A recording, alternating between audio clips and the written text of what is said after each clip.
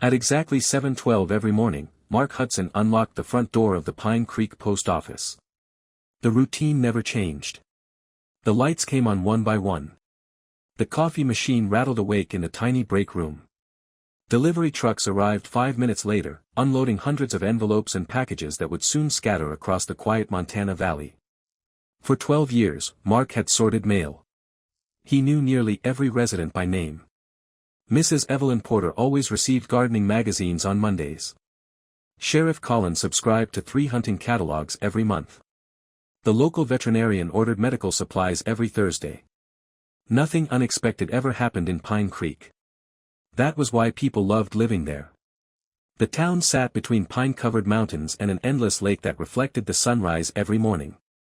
Tourists passed through during summer, but once autumn arrived, life slowed to a peaceful rhythm. Children rode bicycles without worry. Neighbors left their doors unlocked. Everyone knew everyone. Mark had once dreamed of becoming an investigative journalist, chasing stories across America, but life had quietly carried him somewhere else. His father died unexpectedly during Mark's final year of college. His mother became ill soon afterward. The dreams of traveling disappeared beneath responsibility. By the time everything settled, he was already 34 years old, delivering letters instead of writing headlines. Oddly enough, he didn't regret it. Most days. That Tuesday morning looked no different. Until tray 7. Every postal worker recognized unusual mail immediately. Wrong handwriting.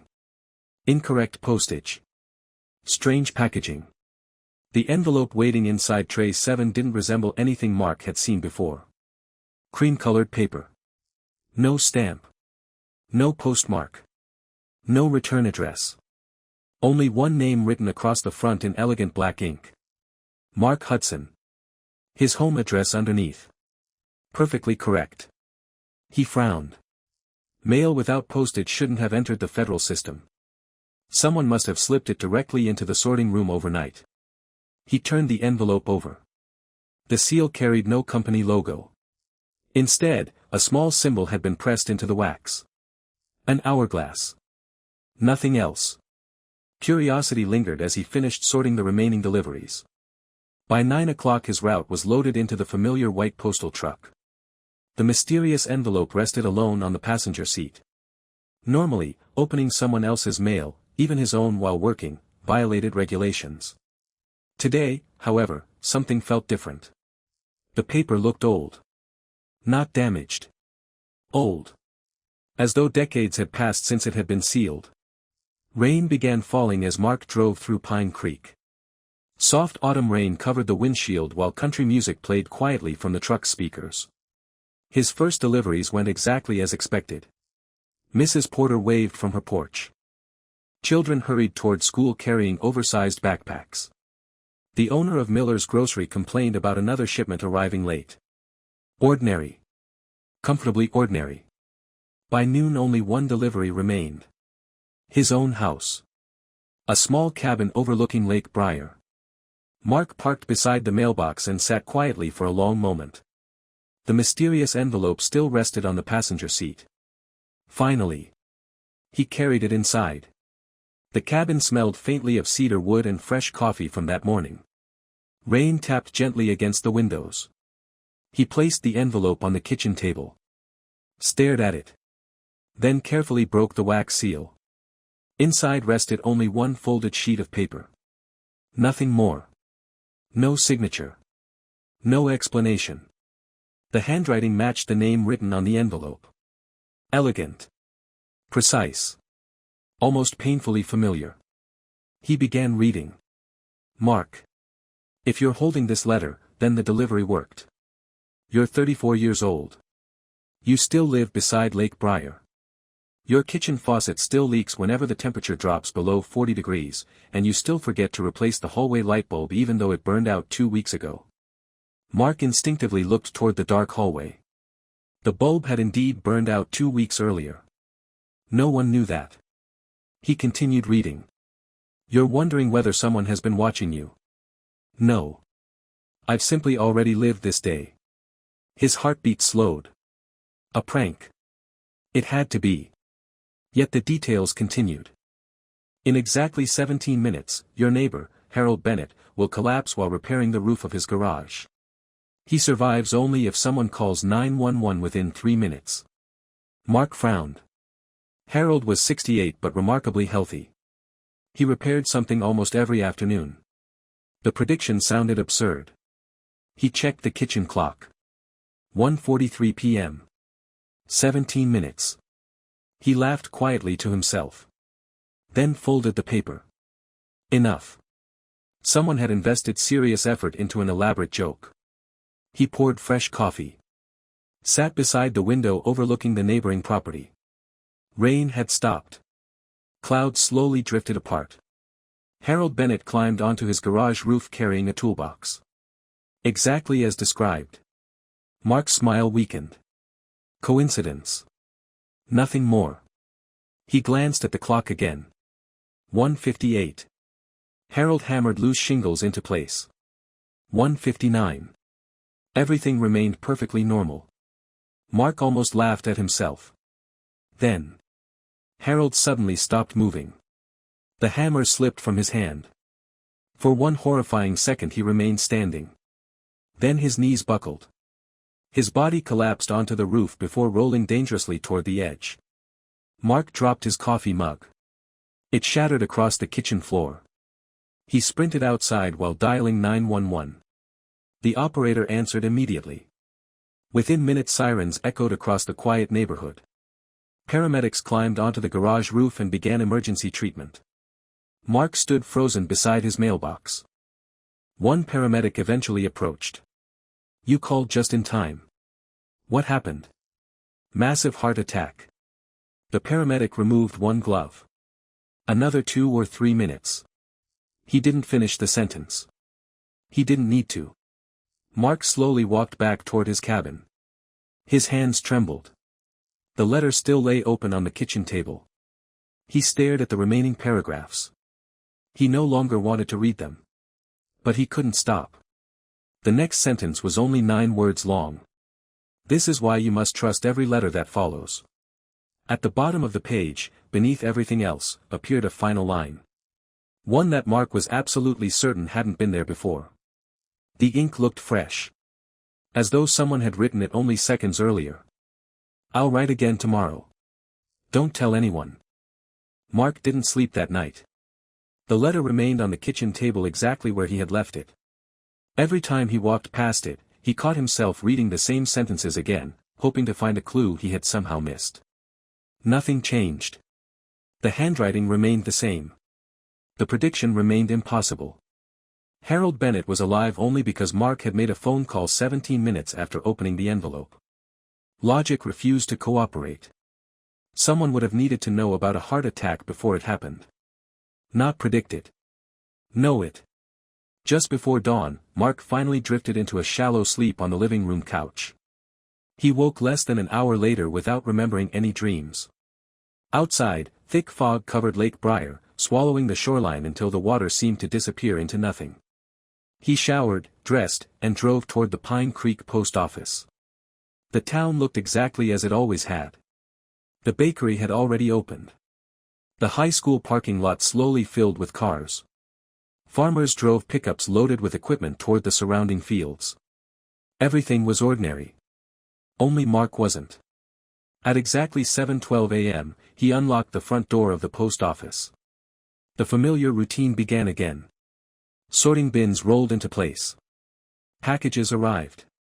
Co-workers laughed over coffee while complaining about the weather forecast. Mark tried to convince himself that there wouldn't be another letter. Yesterday had been a coincidence. A cruel prank. Nothing more.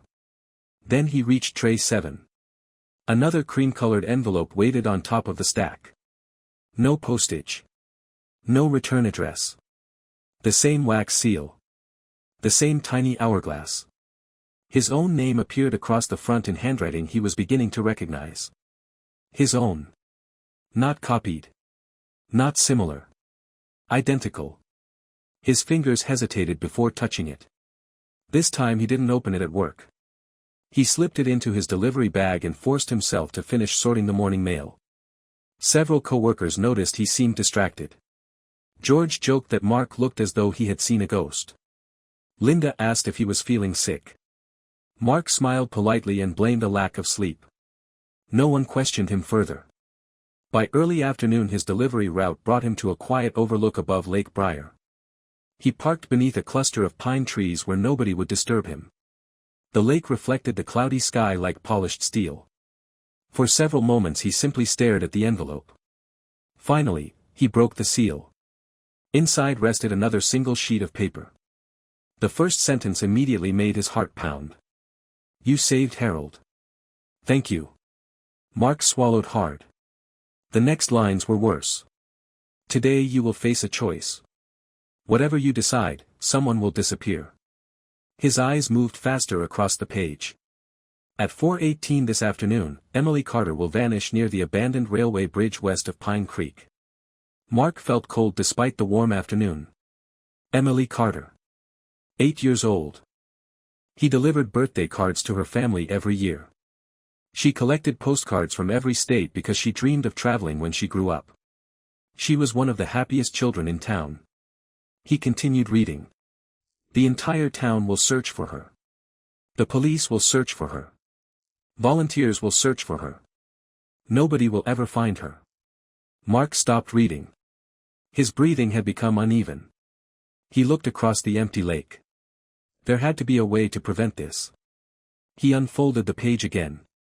More words waited near the bottom. Your first instinct will be to stop her. Don't. He stared at the sentence. Don't. His hands tightened around the paper. Then something impossible happened. Fresh ink slowly appeared beneath the final line. Letter by letter. As though an invisible hand was writing while he watched. If you interfere. The sentence paused. Another line appeared. 7 people died before Friday. Mark dropped the page onto the passenger seat. His pulse hammered inside his ears. The letter had changed. He had watched it happen. No special ink. No hidden message. The words had simply appeared. He checked the dashboard clock. 1:09 p.m. 3 hours remained. For the rest of his route he barely noticed where he was driving. His mind kept returning to the same impossible question. How could he ignore a child in danger? But how could he ignore the warning either? The first letter had saved a man's life. If this one was also telling the truth. Stopping Emily might cost 7 other lives. By 3:30 he found himself driving toward the western edge of town instead of heading home. The abandoned railway bridge crossed a narrow river surrounded by thick forest. The tracks had been unused for decades. Rust covered every steel beam. Wild grass grew between broken wooden ties. Children were constantly warned to stay away from the area. Mark parked behind a line of trees where the old bridge remained visible. He stepped outside. The afternoon felt strangely quiet. No birds. No wind. Only the gentle sound of water flowing beneath the bridge. His watch read 4:12. 6 minutes. He scanned the road. Nothing. At 4:16, a small red bicycle appeared at the end of the dirt trail. Emily Carter. She wore a yellow rain jacket and a bright blue backpack decorated with tiny planets and stars. She rode slowly, humming to herself, completely unaware that someone was watching. Mark took one step forward. He opened his mouth to call her name. His phone vibrated inside his pocket. The screen displayed only 2 words. Unknown caller. He answered without thinking. No one spoke. Only slow breathing filled the speaker. Then. A voice. Older. Rougher. Tired. His own voice. Don't stop her. The call disconnected. Mark stood frozen.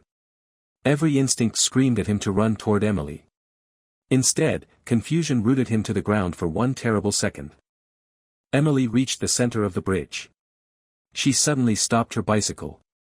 Slowly turned her head toward the river below. Mark followed her gaze. A faint blue light shimmered beneath the bridge. It wasn't sunlight. It wasn't a flashlight. The glow pulsed gently beneath the water as though something waited below the surface. Emily climbed off her bicycle. She walked toward the edge of the bridge. Mark finally began running. He shouted her name. She never looked back. The blue light brightened. For the briefest instant, the air beneath the bridge seemed to ripple like disturbed water.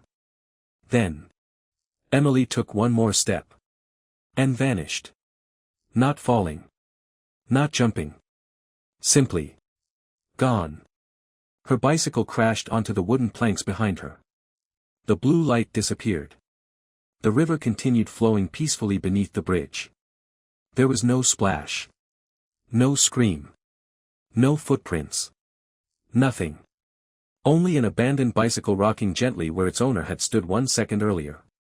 Then, somewhere in the distance, the first police siren echoed across Pine Creek. The police arrived within minutes. Red and blue lights painted the abandoned railway bridge while officers stretched yellow tape across both ends of the tracks. Search dogs barked impatiently as volunteers gathered from every corner of Pine Creek.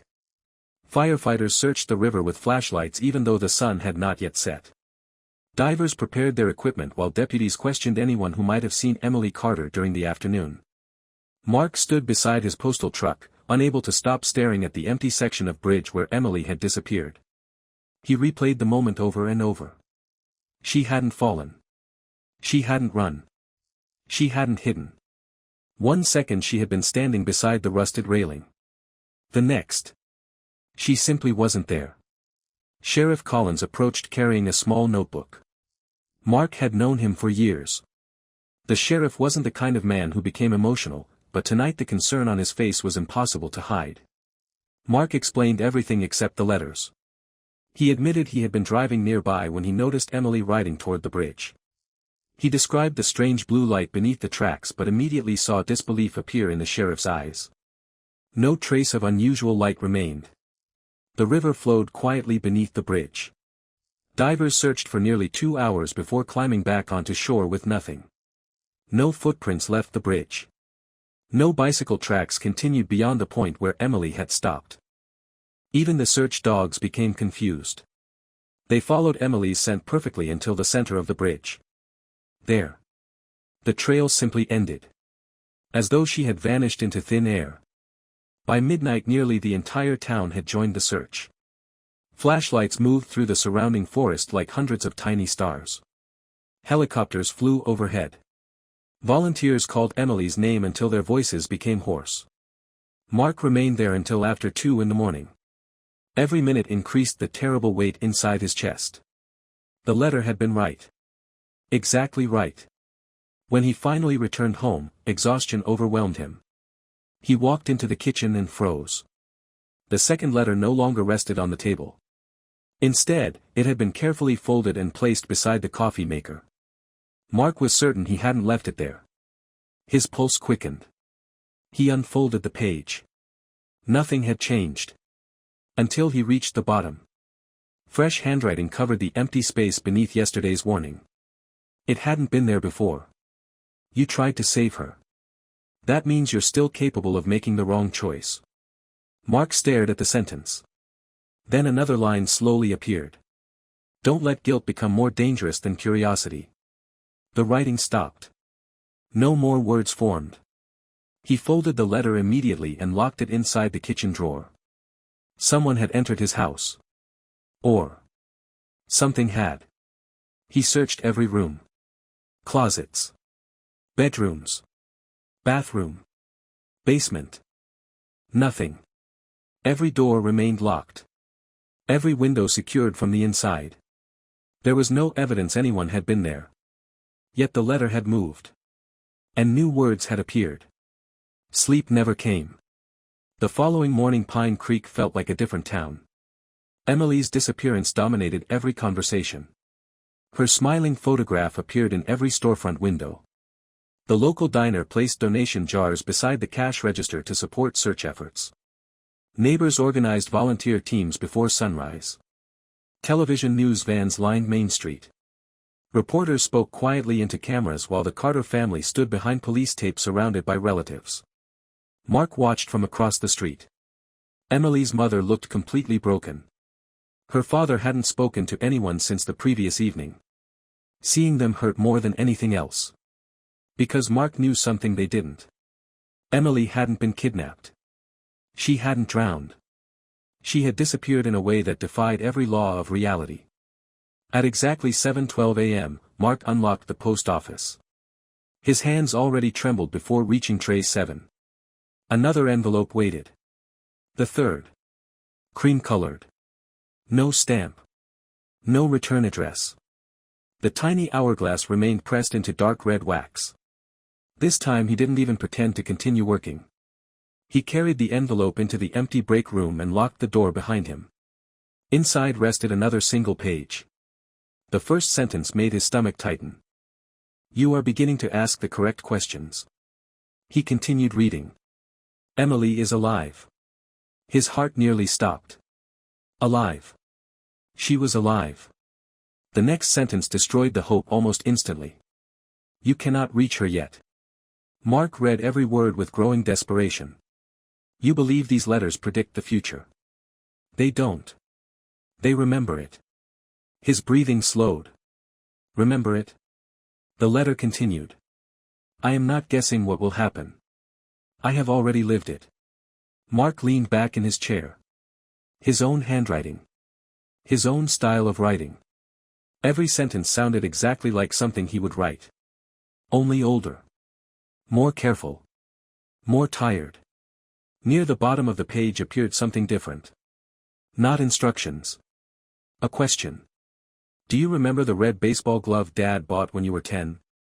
Mark frowned. Red baseball glove. He searched his memory. Nothing. He remembered learning baseball. He remembered practicing with his father. But the glove. He couldn't picture it. The memory simply wasn't there. Another line appeared beneath the question. Exactly. Mark felt his skin turn cold. How could someone know what he couldn't remember?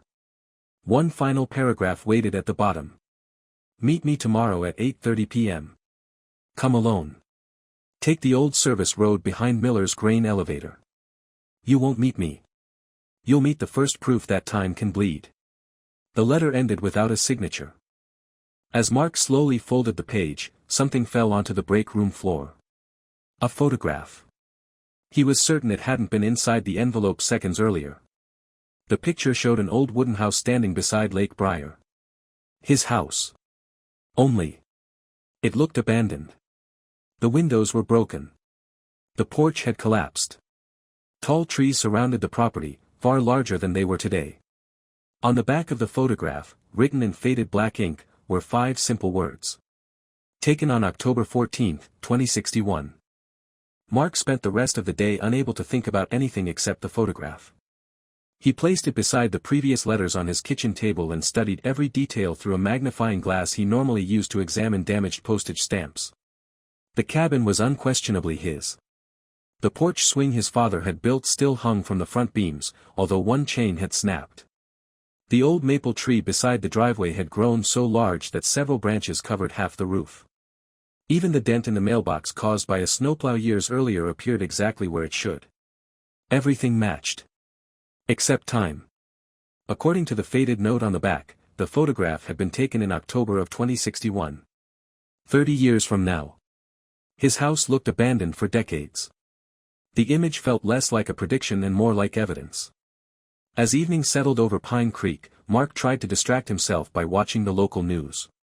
Every channel carried the same story. Emily Carter remained missing.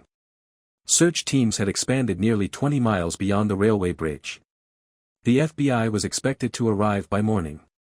Reporters interviewed neighbors who insisted nothing like this had ever happened in Pine Creek. Mark switched the television off. Silence filled the cabin. He walked outside. The lake reflected thousands of stars. Normally the peaceful view helped clear his mind. Tonight it only made him feel smaller. Somewhere, somehow, an older version of himself seemed to know everything that was happening. Not just tomorrow. Years from now.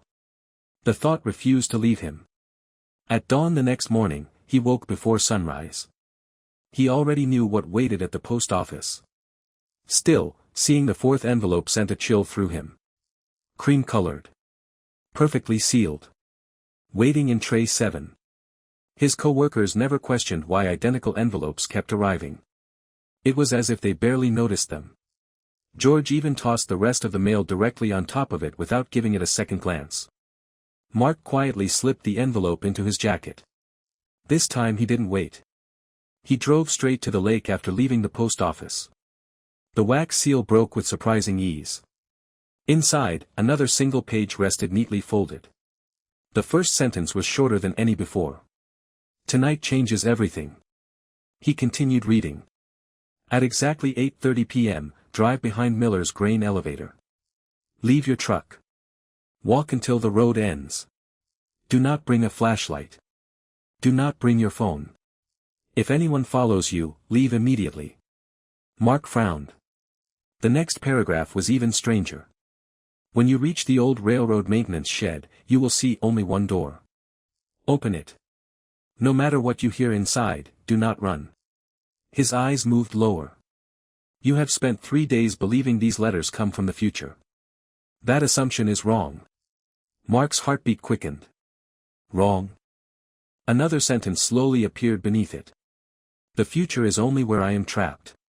He stared at the page. The words looked darker than the others. Almost hurried. The final lines were written across the bottom margin. Someone else has started writing to you. Do not believe every letter you receive. A drop of sweat rolled down Mark's neck. Someone else? There had only been one handwriting. One envelope. One sender. Hadn't there? He quickly compared the fourth letter with the previous 3. The handwriting matched almost perfectly. Almost. Only now did he notice tiny differences. The older letters leaned slightly to the right. This one leaned left. The letter M looked sharper. The spacing between words had changed. Someone had copied his handwriting so accurately that he hadn't noticed. Until now. Mark folded the page. For the first time, he questioned every warning he had followed. Had the first letter really saved Harold? Or had someone known exactly how events would unfold? Had Emily disappeared because he obeyed the instructions? Or because someone wanted him there to witness it? The certainty he had relied upon vanished. By late afternoon, dark storm clouds rolled across the Montana sky. Thunder echoed through the mountains while rain began falling in heavy sheets.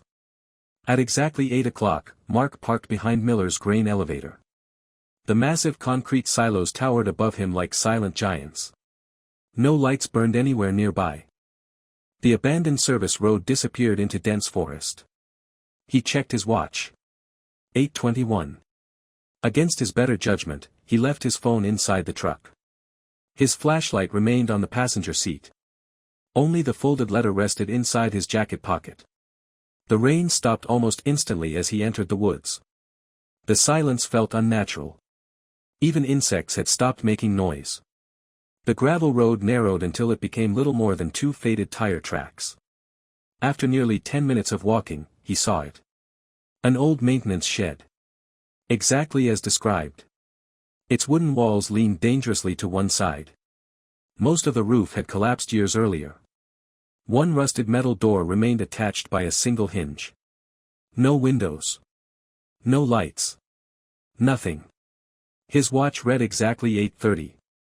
Mark approached slowly. The air felt strangely cold. Not autumn cold. Something deeper. He reached for the handle. The metal wasn't cold at all. It was warm. Almost as though someone had touched it seconds earlier. He pulled. The door opened with a long, echoing creak. Inside waited a narrow staircase descending into darkness. It shouldn't have been possible. The maintenance shed had barely been large enough to store railroad tools. There wasn't enough space beneath it for stairs. Yet they stretched far below the earth. Then. A voice drifted upward. Old. Exhausted. Unmistakably familiar. You're earlier than I remember. Mark froze. He knew that voice. It belonged to him. Only 30 years older. Mark stood motionless at the top of the staircase. The voice echoed upward once more. Older. Calmer. Burdened by decades of exhaustion. It was unmistakably his own. Every instinct told him to turn around, run back to his truck, and forget everything that had happened over the past 4 days. Instead, he took the first step downward. The wooden staircase groaned beneath his weight. Each step seemed far deeper than it should have been. The maintenance shed above was no larger than a single garage, yet the staircase continued descending long after it should have reached solid ground. The air became colder with every step. Not the chill of an underground cellar. This cold carried no moisture. It felt empty. As though heat itself had been removed from the world. After nearly 2 minutes of descending, the staircase finally ended. A narrow concrete corridor stretched ahead. Old electrical wires ran across the ceiling. Most had long since rusted away. Small emergency lights glowed dimly every 20 feet, casting pale blue light across the walls. Mark frowned. None of this should have existed beneath Pine Creek. The corridor looked more like an abandoned government facility than anything connected to the old railroad. The older voice echoed again. You kept walking. Mark slowly followed the hallway. Heavy steel doors lined both sides. Each carried a small brass number. Room 3. Room 8. Room 14. Room 27. The numbers skipped randomly. Many doors stood open. Most rooms were empty. Others contained nothing but broken desks, overturned filing cabinets, and thick layers of dust. One room stopped him completely. Its walls were covered with photographs. Thousands of them. Every photograph showed Mark. As a child. As a teenager. Graduating from college. Delivering mail. Fishing beside Lake Briar. Attending his father's funeral. Standing outside his cabin. Moments no stranger could possibly have photographed. Some images captured events he didn't even remember happening. One showed him smiling beside a bright red baseball glove. His heart skipped. The glove. The memory the third letter had mentioned. As he stared at the photograph, something stirred inside his mind. For the first time in years, the forgotten memory returned. His father handing him the glove on his 10th birthday. The smell of fresh leather. His mother laughing because the glove looked far too large for his hands. The memory felt vivid. Real. Then. It disappeared again. Like sand slipping through his fingers. Within seconds he could no longer picture the glove. Only the photograph remained. A voice spoke quietly behind him. They don't stay. Mark spun around. An old man stood at the end of the hallway. His hair had turned completely white. Deep scars crossed one side of his face. His shoulders stooped beneath the weight of age. Yet the eyes. They were identical to Mark's. The same gray-blue color. The same scar above the left eyebrow from falling off a bicycle at 12 years old. The same nervous habit of rubbing the thumb against the edge of the index finger. Mark stared without speaking. The old man smiled sadly. You always expected me to look stronger. Neither moved. The silence stretched for several seconds. Finally, Mark took one cautious step forward. You. The old man nodded. Yes. My name is still Mark Hudson. His voice carried decades of fatigue. I've just had 30 more years to regret everything. Mark searched the man's face. Every wrinkle. Every scar. Every tiny movement. Nothing felt false. If someone had claimed this was him at 64 years old, he would have believed it instantly. What is this place? The older Mark looked around the endless hallway. I built part of it. You built it? Not at first. His expression darkened. It was already here. He slowly walked deeper into the corridor. You'll understand soon enough. Mark followed. The hallway eventually opened into an enormous underground chamber. Unlike the narrow corridor, this room looked alive with activity. Hundreds of filing cabinets stretched in perfect rows. Old computers hummed quietly despite appearing decades out of date. Maps covered entire walls. Every map showed Pine Creek. Each was marked with hundreds of tiny red circles. Dates had been written beside nearly every location. 1987. 1988. 1989. 1990. 1991. 1992. 1993. Some circles had names. Others only numbers. Mark stepped closer. One recent entry immediately caught his attention. Emily Carter. September 16. A red circle surrounded the abandoned railway bridge. His stomach tightened. You knew. The older Mark closed his eyes. I always know. Then why didn't you stop it? A long silence followed. When the older man finally answered, his voice sounded almost broken. I did. Mark frowned. What?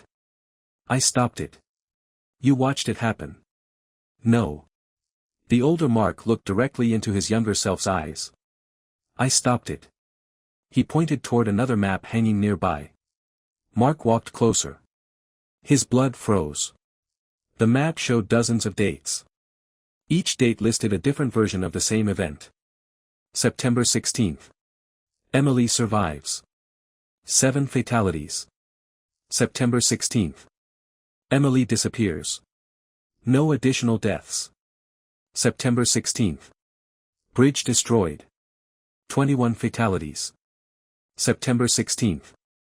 Mark dies. Timeline collapses. Dozens of possibilities covered the wall. Every different decision created another outcome. Every outcome had been carefully documented. Mark slowly turned. What is this? The older Mark answered quietly. My failures. Before Mark could ask another question, every light inside the chamber flickered. The older Mark's face changed instantly. Fear. Real fear. He looked toward the far end of the room. They found you faster this time. Who? Instead of answering, the older Mark grabbed his arm. We have to move. A deafening metallic sound echoed through the underground facility. Somewhere far down the corridor. A massive steel door slowly opened. Then another. Then another. Heavy footsteps followed. Not one pair. Many. Slow. Perfectly synchronized. The older Mark whispered only 4 words. They've started remembering you. The footsteps echoed through the underground facility with terrifying precision. Each impact vibrated through the concrete floor. Slow. Measured. As though whatever approached already knew exactly where Mark stood. The older Mark released his younger self's arm and extinguished the lantern resting on a nearby desk. Darkness immediately swallowed half the chamber. Only dim emergency lights continued glowing along the distant corridors. They're early, the older Mark whispered. They're never this early. Mark struggled to keep his breathing steady. Who are they? They aren't people anymore. The footsteps grew louder. Metal scraped against metal somewhere in the darkness. Cabinet drawers slowly slid open by themselves. Hundreds of papers drifted onto the floor as if an invisible wind had entered the room. The older Mark quickly walked toward one of the enormous filing cabinets. Instead of opening a drawer, he pulled the entire cabinet sideways. Hidden behind it waited a narrow steel door. Mark frowned. I've searched this room. I know. You've been here before. The older version smiled sadly. You've been here hundreds of times. The words barely registered before another deafening impact echoed through the corridor. Something enormous struck the concrete wall. Dust rained from the ceiling. The emergency lights flickered violently. The older Mark unlocked the hidden door using a rusted key hanging around his neck. Inside. Mark hesitated. What about you? I'll follow. You said they're looking for me. They're looking for both of us. The younger Mark stepped through the doorway. The room beyond was surprisingly small. Unlike the rest of the underground complex, it looked almost comfortable. A wooden desk stood beneath a warm reading lamp. Bookshelves covered one wall. A kettle rested beside a tiny stove. It felt less like a bunker and more like someone had been living there for years. Because someone had. The older Mark closed the steel door behind them. The footsteps outside continued. Then. Silence. Complete silence. Neither man spoke. After several seconds, the older Mark finally exhaled. They're checking the main archive first. The archive? He nodded toward the thousands of filing cabinets outside. They think every answer is written down. Mark looked around the hidden room. Family photographs covered the walls. His parents. Harold Bennett. Emily Carter. George from the post office. Linda. Sheriff Collins. Nearly everyone in Pine Creek appeared somewhere among the pictures. Some photographs looked normal. Others had strange black X marks drawn across certain faces. Mark slowly approached one frame. It showed Emily celebrating her 8th birthday. A date had been written beneath it. September 9th. 1 week before her disappearance. Next to the date someone had written. Version 14. Mark turned. What does that mean? The older Mark remained silent for a long moment. Finally, he opened one of the desk drawers. Inside lay dozens of identical cream-colored envelopes. Hundreds, perhaps. Each sealed with the familiar hourglass. Mark's heart pounded. The letters. I wrote most of them. Most? The older Mark nodded. Not all. He placed one envelope onto the desk. The handwriting matched perfectly. So who wrote the others? Instead of answering, the older Mark walked toward the far bookshelf. He removed an old leather journal hidden behind several history books. The cover carried only one word. Iterations. He opened it. Every page contained dates. Timelines. Maps. Names. Thousands of handwritten notes. Mark quickly realized the journal wasn't documenting days. It was documenting lives. Version 1. Version 2. Version 3. The numbers continued. Version 58. Version 141. Version 267. Near the back of the journal. Version 913. Mark looked up. What is this? The older Mark slowly sat in the chair opposite him. Our lives. I don't understand. You will. He opened to the final written page. Across the top someone had written. Iteration 942. Beneath it. Harold survives. Emily disappears. Mark received 6 letters. Meeting successful. The younger Mark stared at the page. 942. The older Mark nodded. This is the 942nd time we've had this conversation. Mark laughed. Not because it was funny. Because it couldn't possibly be true. No. I said the same thing. No one lives the same life 900 times.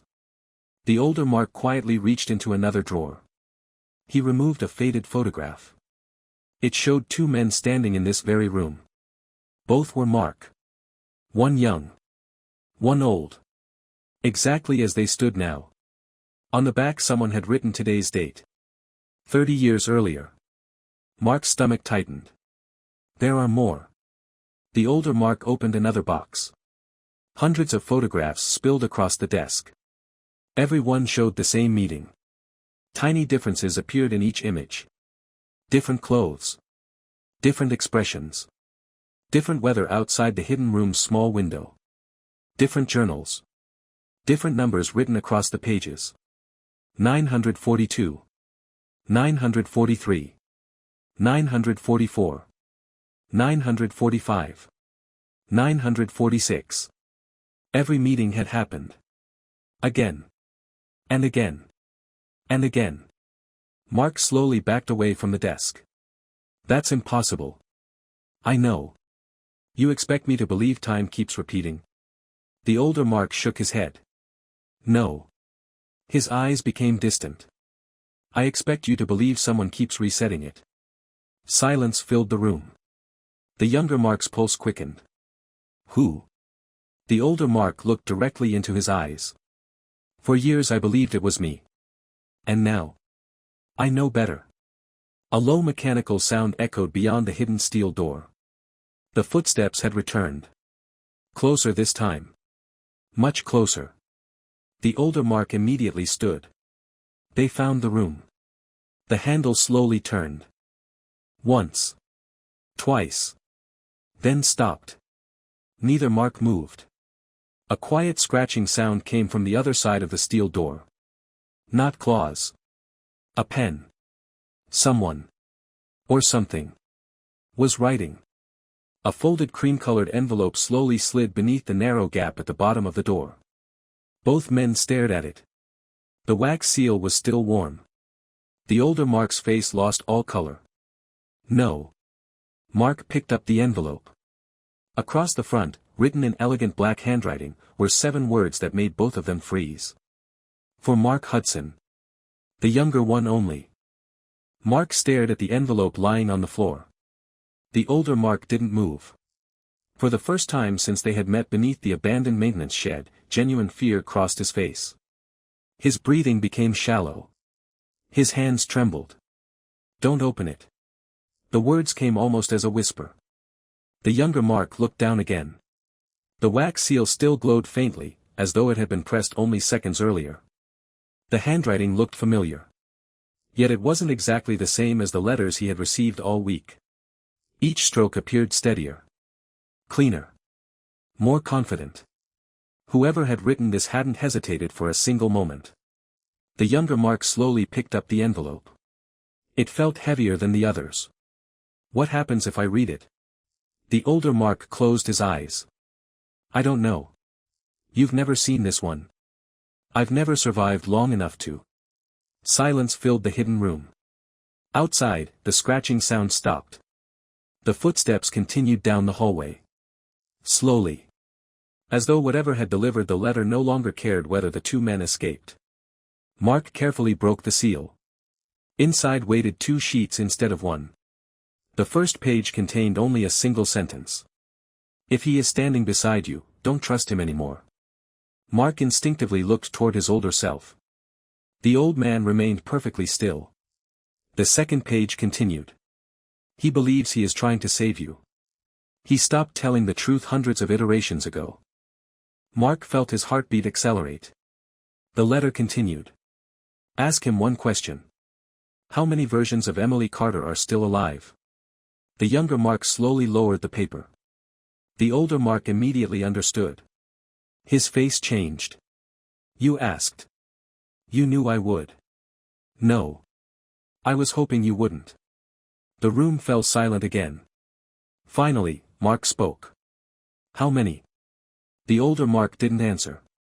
Tell me. Another long silence passed. Then the old man quietly replied.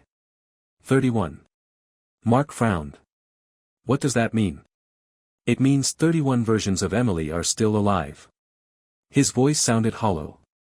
They exist in 31 different timelines. Mark struggled to understand. And the others? The old man looked toward the floor. I couldn't save them. The younger Mark felt cold. How many timelines are there? I stopped counting after 2000. The answer echoed through the room. 2000. More than 2000 different versions of reality. More than 2000 lives. More than 2000 opportunities to make different choices. The younger Mark slowly unfolded the second page again. New handwriting had appeared. It wasn't there before. He watched the words form one after another. He's hiding the first reset. Mark immediately looked up. The first reset. The older Mark's shoulders dropped. I hoped we'd have more time. What happened? The old man walked toward the wall covered in family photographs. His eyes rested on one picture for several seconds. Emily Carter smiling beside her bicycle. Then he spoke. The first timeline was normal. What changed? You.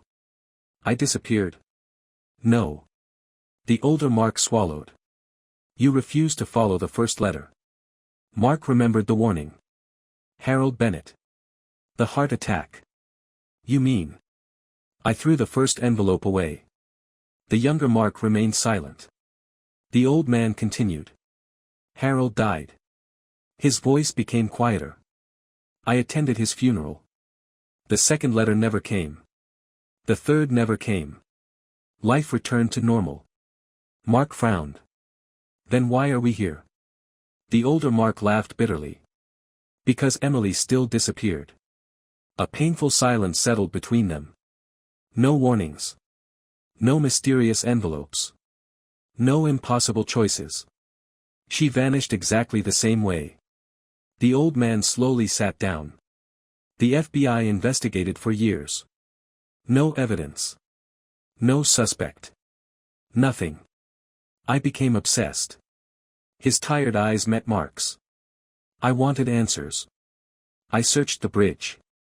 The woods. The river. I found this place. He looked around the hidden room.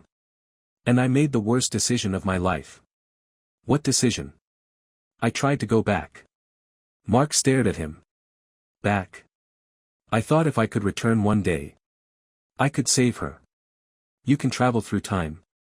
The old man nodded slowly. Not correctly. What does that mean? It never changes the past.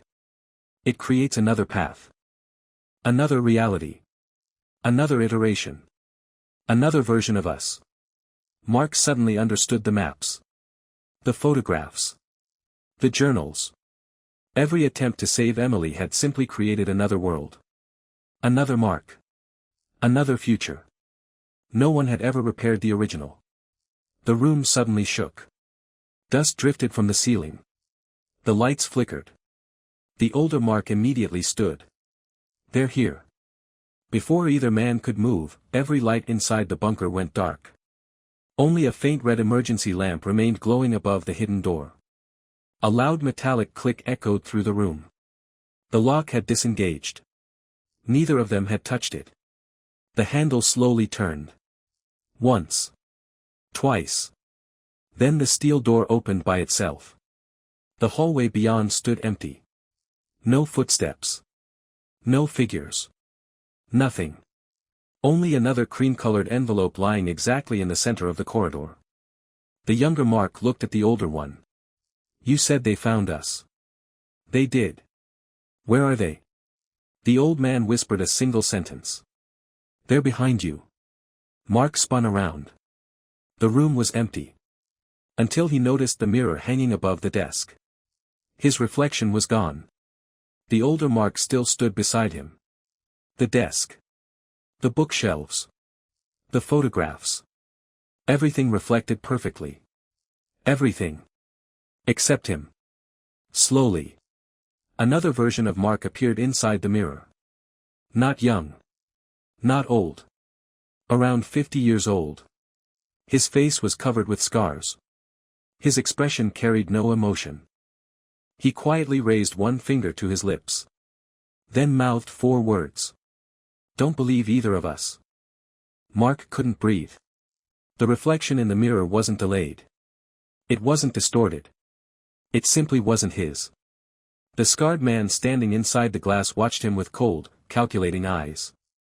He looked older than the Mark beside him, yet younger than the exhausted man who claimed to be 64.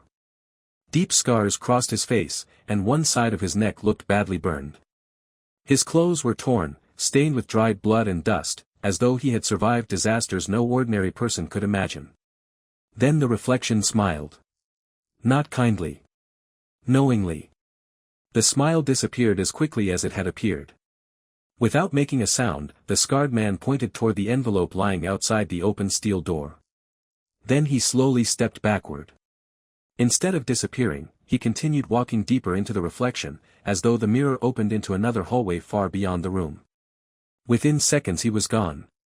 Mark stared at the empty glass. His own reflection slowly returned. The older Mark grabbed his shoulder. You saw him. You knew he existed. I knew someone was crossing between iterations. You never told me. I couldn't. Why?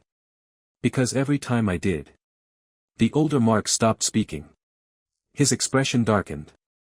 Every version of you stopped trusting me. Mark looked back at the mirror. Nothing unusual remained. It reflected the tiny room perfectly. The steel door. The bookshelves. The photographs. Only ordinary reflections. His attention shifted to the envelope outside. It waited silently in the center of the hallway. No, the older Mark said immediately. We leave it. You've told me to trust the letters from the beginning. I told you to trust mine. And if that wasn't yours? The older Mark had no answer. Mark slowly stepped into the hallway. The air outside felt noticeably colder. Every emergency light had turned from pale blue to deep red. Somewhere in the distance, machinery hummed beneath the concrete floor. The entire underground complex seemed to be waking up. He picked up the envelope. Unlike the previous letters, this one carried no wax seal. Only a single sentence written across the front. Open immediately. He unfolded the page. Only 3 lines filled the paper. The bunker is collapsing across every iteration. You have 34 minutes before synchronization begins. Do not let version 64 reach the observatory. Mark read the final sentence twice. Version 64. He slowly looked toward the older Mark. You. The old man didn't deny it. My number is 64. You've lied to me. I left things out. That's the same thing. The older Mark lowered his head. I never wanted you to know how many of us existed. How many? The answer came quietly. I'm not the last. Mark frowned. What? There are older versions. Much older. The older Mark walked toward one of the walls and pressed his hand against the concrete. A hidden panel slid open. Inside hung dozens of identical brass keys. Each carried a small engraved number. 7. 8. 9. 10. 11. 12. 13. The numbers continued far beyond anything Mark could count. They all belonged to different versions of me. What happened to them? The older Mark looked away. I don't know. You don't know. I met some. The others simply disappeared. Mark reached toward one of the keys. Number 947. It felt warm. Almost alive. The older Mark quickly stopped him. Don't touch that one. Why? Because it hasn't happened yet. Before Mark could ask another question, every light inside the corridor suddenly went out. Absolute darkness surrounded them. For several terrifying seconds neither man moved. Then. A child's laughter echoed somewhere far below the bunker. Soft. Gentle. Completely out of place. Emily. Mark recognized it instantly. He began moving toward the sound. The older Mark grabbed his arm. That's not her. You said she's alive. She is. Then that's her. No. The old man's voice trembled. That's how it learns. The laughter came again. Closer this time. Mr. Hudson. Emily's voice sounded frightened. Can you hear me? Mark pulled free. Emily. Silence. Then another voice answered. Not Emily's. Harold Bennett. Weak. Confused. Mark, please. Another voice joined them. George from the post office. Then Linda. Then Sheriff Collins. Within seconds the darkness filled with familiar voices calling his name from every direction. Some cried for help. Some begged him not to leave. Others whispered warnings he couldn't fully understand. The older Mark covered his ears. Don't listen. The voices suddenly stopped. Complete silence lasted only a heartbeat. Then a loud metallic announcement echoed through hidden speakers throughout the bunker. A calm female voice spoke with mechanical precision. Iteration 942 has become unstable. A pause. Memory divergence exceeds acceptable threshold. Another pause. Then the words that made both men freeze. Reset will begin in 29 minutes. Red emergency lights flashed back to life. At the far end of the corridor, a massive circular vault door slowly began opening. Beyond it, Mark didn't see another hallway. He saw daylight. The streets of Pine Creek. Children riding bicycles. People drinking coffee outside the diner. The town looked exactly as it had 5 days earlier. The day before Harold Bennett's heart attack. The older Mark whispered one sentence. It has started again. Then Mark noticed something impossible. Walking toward the post office in the distance. He saw himself. 34 years old. Carrying his mailbag. completely unaware that another version of him was watching from inside a bunker beneath the town. Mark couldn't look away. The man walking toward the Pine Creek post office wasn't someone who merely resembled him. It was him. The same jacket. The same worn leather mailbag hanging over his shoulder. The same tired expression he had worn every morning for years. Even the coffee cup in his right hand matched the one he had left on his kitchen counter 5 days earlier. He wasn't watching a recording. He was watching his own past. The older Mark slowly stepped away from the circular vault. Don't let him see you. What happens if he does? The older man's answer came immediately. I don't know. You've never tried. I have. His voice became quiet. In one iteration. What happened? The older Mark stared through the opening at the peaceful town beyond. For 3 days nothing changed. I thought I had broken the cycle. And then? My younger self disappeared. Mark felt his stomach tighten. Disappeared? Without warning. No bridge. No letters. No Emily. He simply stopped existing. The words hung heavily between them. The younger Mark looked through the vault again. Everything outside seemed painfully ordinary. Mrs. Porter swept leaves from her porch. Children laughed outside the elementary school. A delivery truck turned onto Main Street. It was the world exactly as he remembered it before the first envelope arrived. His younger self reached the entrance of the post office.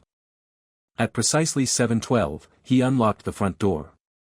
The older Mark quietly checked his watch. Right on time. Mark frowned. How is this possible? The old man walked toward a dusty control panel built into the wall beside the vault. Dozens of analog gauges covered its surface. Most were broken. One still worked. Its needle slowly drifted toward a red section labeled synchronization. This isn't the past. What do you mean? It's another iteration. The younger Mark looked confused. The older man continued. Every reset creates another Pine Creek. Another version of us. They all begin the same. But they never end the same. Mark stared back through the vault. His younger self disappeared inside the post office. What if I stop him now? You'll create another branch. What if I destroy the bunker? I tried. What if I burn the letters? I tried. What if I leave town today? I tried. The older Mark smiled sadly. For 30 years. I tried everything. A loud metallic alarm suddenly echoed through the bunker. The mechanical female voice returned.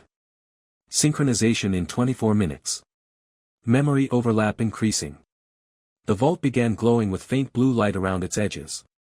The town beyond shimmered as if viewed through disturbed water. For a fraction of a second, Mark saw another Pine Creek layered over the first. Buildings shifted. Cars disappeared. The sky darkened. Then everything returned to normal. What was that? Another iteration. The older Mark pointed upward. They're getting closer. One shimmer became 2.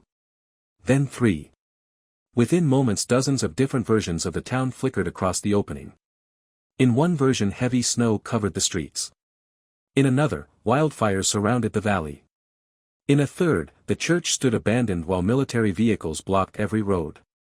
Each vision lasted less than a heartbeat. Yet each looked completely real. Mark realized he wasn't looking through space. He was looking through realities. A sudden crash echoed somewhere behind them. Both men turned. The hidden room they had left minutes earlier had collapsed inward. Bookshelves toppled. Photographs scattered across the floor. The old journal labeled Iteration slid across the concrete. Its pages fluttered open by themselves. The younger Mark hurried toward it. One page caught his eye. Unlike the others, it contained no notes. Only names. Version 64. Deceased. Version 113. Missing. Version 251. Missing. Version 404. Unknown. Version 587. Hostile. Version 801. Terminated. Version 942. Active. His own iteration. The final entry remained blank. Version 943. Status. No words followed. The empty space seemed to wait. The older Mark quickly closed the journal. It hasn't happened yet. What hasn't? Before he could answer, another voice echoed through the bunker. Not mechanical.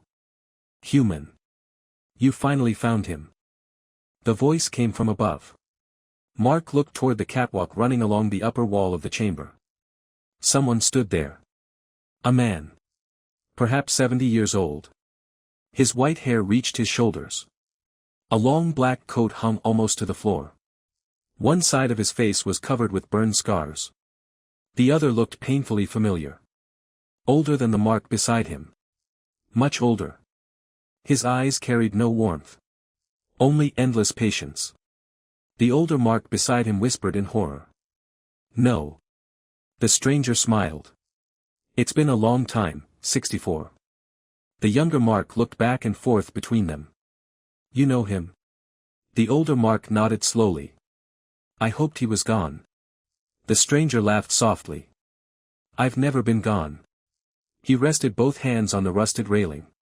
You've simply been looking in the wrong timelines. The younger Mark called out. Who are you? The old man smiled wider. I used to ask that same question. Silence. Then he answered. I am version 1. Every sound inside the bunker seemed to disappear. Even the alarms stopped. The older Mark's face turned pale. The younger Mark felt every hair on his arms rise. Version 1. The first. The man who had lived through every reset. The one who had started everything. Nobody spoke. The alarms that had echoed through the bunker moments earlier suddenly fell silent, as if the entire underground complex itself recognized the old man standing above them.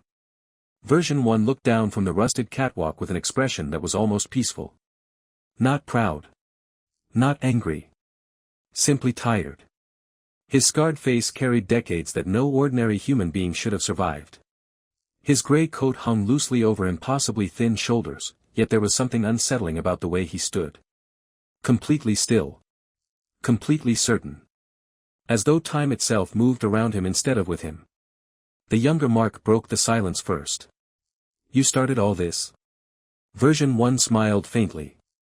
No. I survived it. The older Mark stepped in front of his younger self. Don't listen. Version 1 sighed. You always say that. And every time he trusts you. He looked directly at the younger Mark. Another world dies. The younger Mark felt trapped between two versions of himself, each claiming to protect him. One had spent 30 years trying to fix the impossible. The other claimed to have lived through every beginning. Neither felt entirely truthful. Version 1 slowly descended the iron staircase leading from the catwalk. Each step echoed throughout the bunker. When he reached the floor, he stopped several feet away.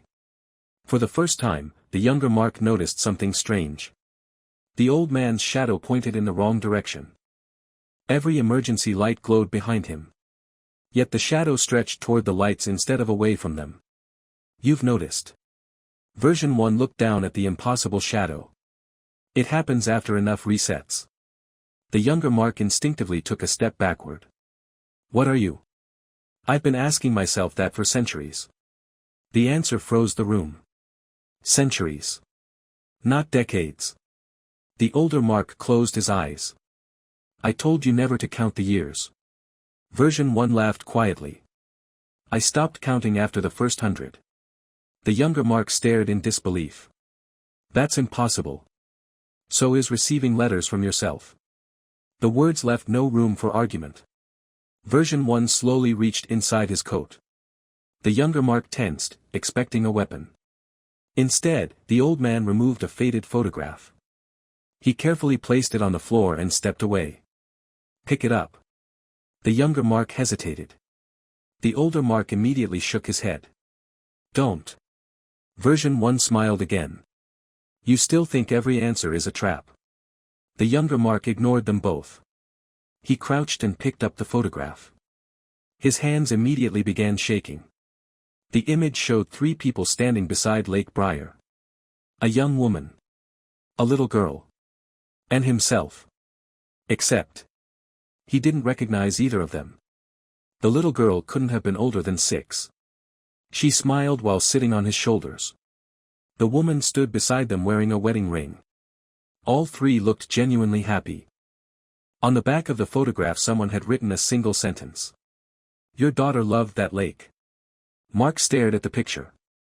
My daughter? Version 1 nodded. In one life. The younger Mark looked at the older Mark. You never told me. The older man's voice barely rose above a whisper. I couldn't. Why? Because she never existed here. Version 1 continued. Every iteration creates different futures. In some, you marry. In others, you never meet her. In some, Pine Creek burns. In others, Emily grows old. He pointed toward the photograph. In one life. You became a father. The younger Mark felt something impossible. Grief. Not imagined grief. Real grief. His chest tightened. His eyes filled with tears for a child he had never met. Fragments of memories flashed through his mind. Tiny hands wrapped around one finger. Birthday candles. A bicycle with pink ribbons. Laughter echoing across the lake. Then everything disappeared. Leaving only emptiness. What? His voice cracked. What did you do to me? Version 1 answered gently. I didn't. The resets steal memories. They leave emotions behind. The younger Mark wiped tears from his face. I remember loving her. Exactly. But I don't remember her. Exactly. The older Mark slowly lowered his head. That's how it always begins. The mechanical voice suddenly returned. Synchronization in 12 minutes. The bunker trembled violently. Large cracks spread across the concrete ceiling. Dust poured down like gray rain. Version 1 looked upward. We're out of time.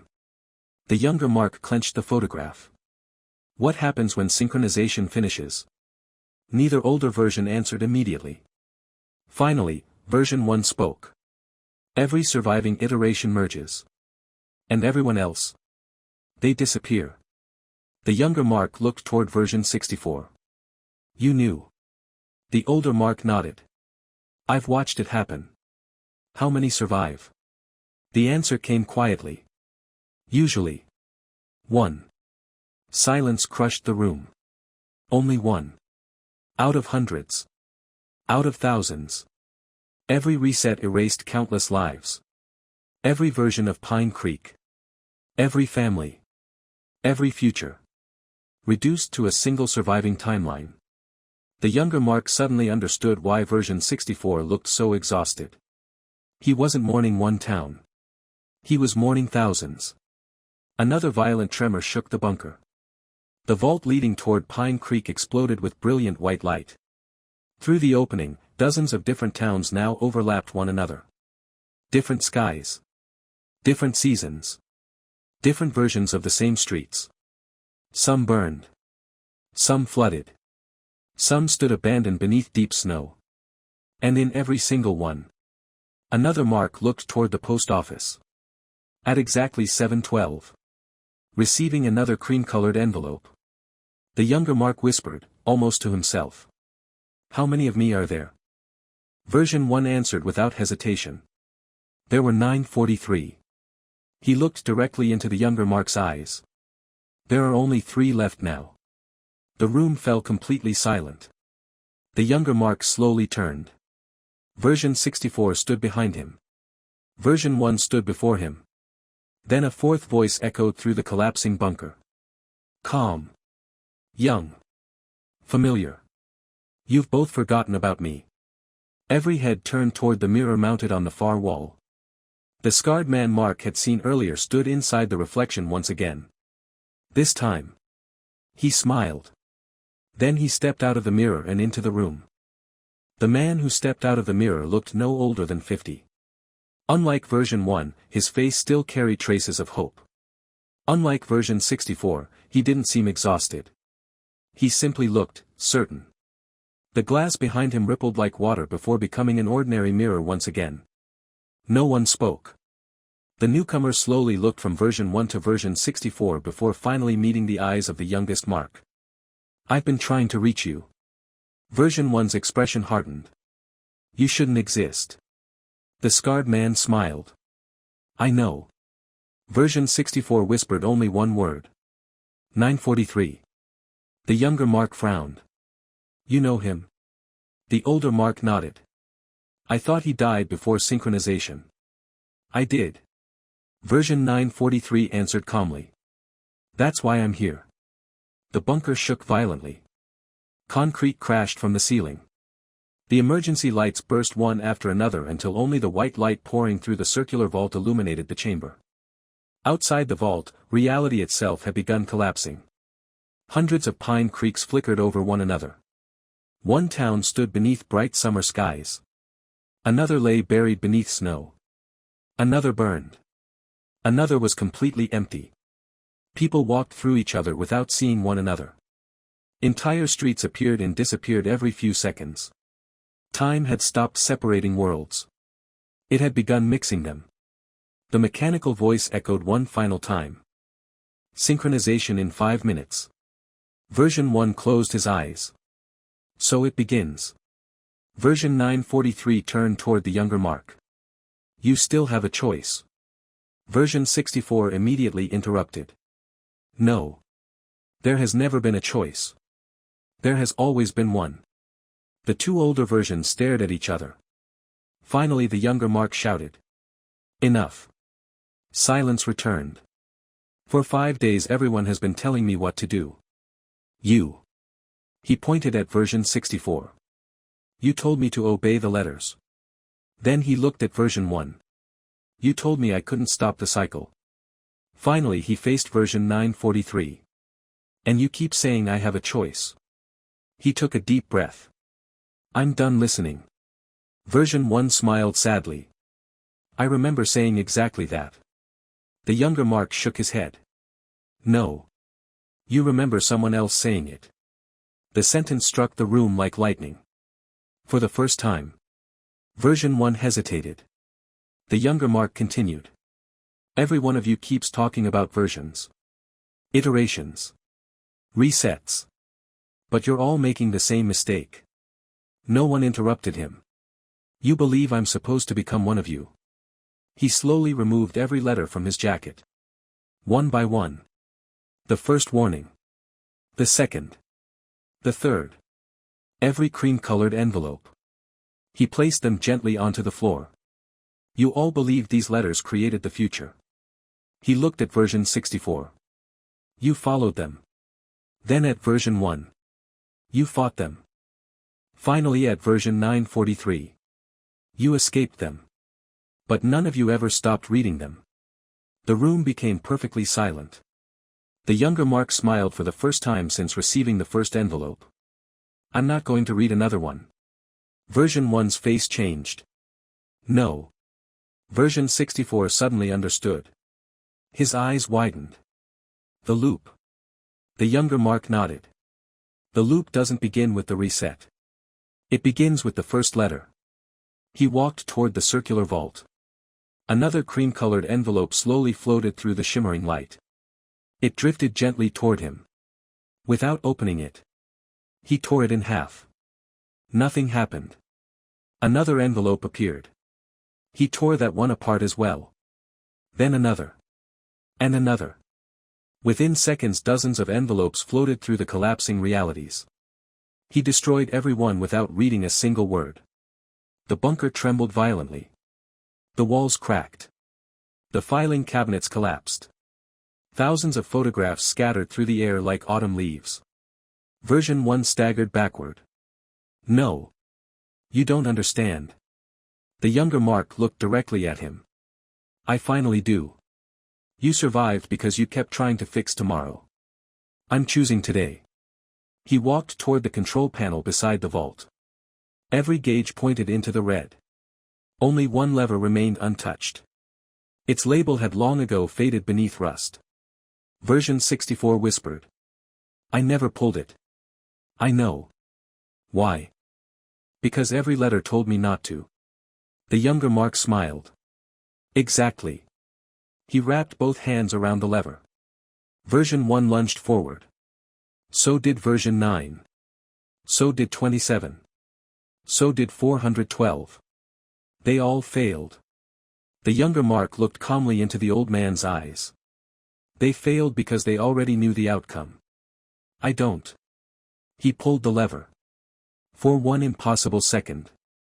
Everything stopped. The collapsing bunker froze. The floating photographs stopped moving. The different pine creeks beyond the vault became perfectly still. Even the dust remained suspended in the air. Then, every letter in the room burst into brilliant white light. Not burning. Disappearing.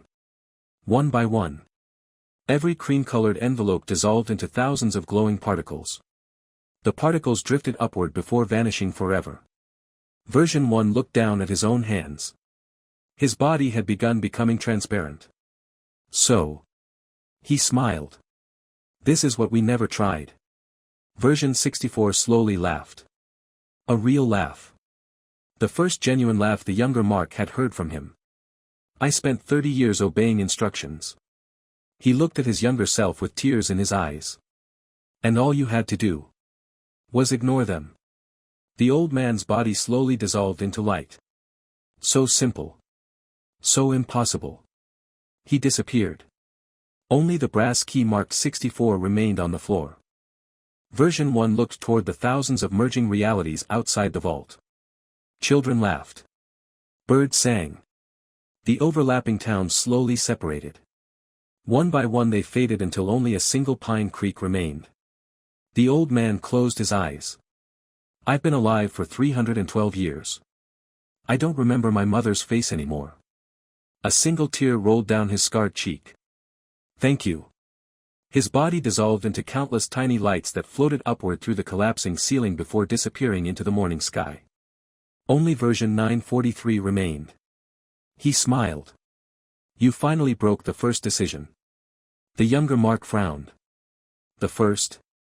The first person to receive the letter always believes it. You didn't. The scarred man stepped backward toward the mirror. His scars had already begun fading.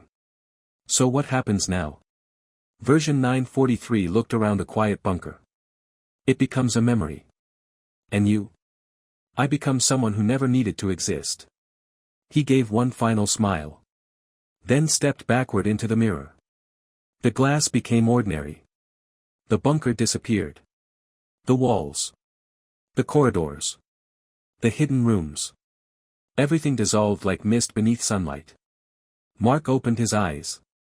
He stood outside the abandoned railway bridge. Morning sunlight warmed his face. Birds filled the forest with song. His postal truck remained parked exactly where he had left it. He looked at his watch. 7:11 a.m.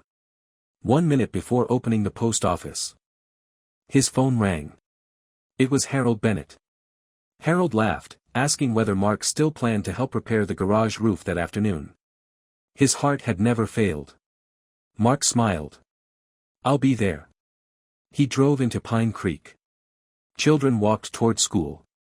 The bakery smelled of fresh bread. Emily Carter rode past him on her red bicycle, waving happily as she crossed the intersection. She had no idea who he was. And that was perfect. At exactly 7:12, Mark unlocked the front door of the Pine Creek post office. The morning deliveries arrived. He walked toward tray 7. It was empty. No cream-colored envelope. No wax seal. No hourglass. Only ordinary mail waiting to be delivered. For the first time in countless forgotten lifetimes. There were no instructions about tomorrow. That evening Mark stood beside Lake Briar watching the sunset. The water reflected a sky painted gold and crimson. He couldn't remember every detail of what had happened beneath the old maintenance shed. The faces had already begun fading. The bunker.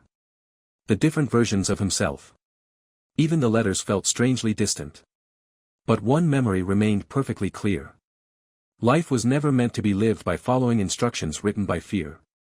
It was meant to be lived one uncertain day at a time. Mark smiled as the last light disappeared beyond the mountain.